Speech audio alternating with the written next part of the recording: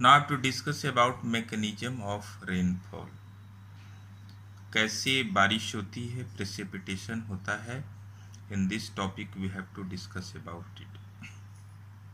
It is the diagram of mechanism of rainfall. यहाँ पर ये वाटर बॉडीज है, इसमें वेपराइजेशन होता है ड्यू टू हीट, और ये वाटर वेपर उठ करके ऊपर जाता है, लाइट हो जाता है और लाइट होकर के ऊपर जाता है. Already I have discuss about it. Higher be go cooler be fine. जैसे जैसे हम ऊपर जाते हैं ठंडी बढ़ती जाती है.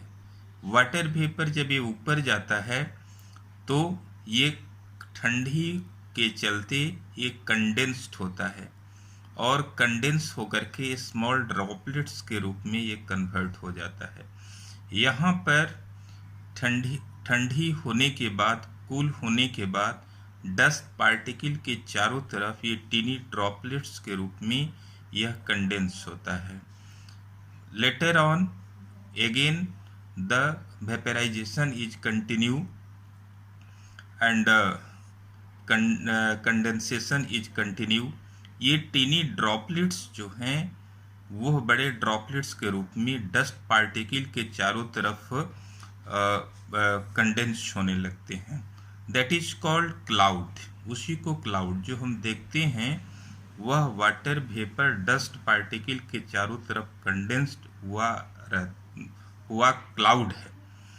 Later on while these droplets become heavy, यानी डस्ट पार्टिकल इस ड्रॉपलेट्स को बियर नहीं कर पाती है, then it come on the earth as rainfall.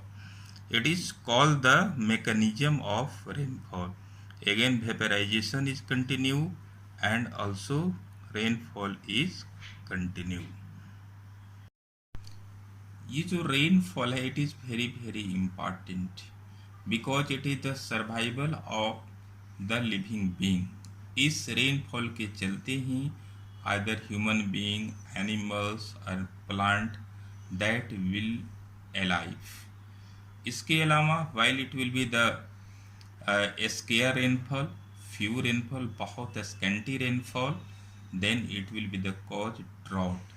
और कंटिन्यूअस अगर ये रहता है कई सालों तक, then this area will be converted into desert. Other hand excessive rainfall causes flood. ज़रूरत से ज़्यादा अगर बारिश होगी then it will be the flood. जैसे बिहार में Assam area, due to the excessive rainfall always flood is coming. Here do you know it is important. Here I have written important. This is the very very important, always come in your examination. One term is rain gauge and second is centimeter or millimeter. What is rain gauge? It is the instrument for the measurement of rainfall. यानी कितनी बारिश हुई वह इस instrument के द्वारा, rain gauge के द्वारा मेजर्ड किया जाता है. और unit of the measurement it's centimetre और मिलीमीटर.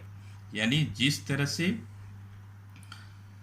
वेट को किलोग्राम में मेजर किया जाता है, लिक्विड को लीटर में मेजर किया जाता है, इसी तरह से ये रेनफॉल को सेंटीमीटर और मिलीमीटर में कैलकुलेट किया जाता है, मेजर किया जाता है.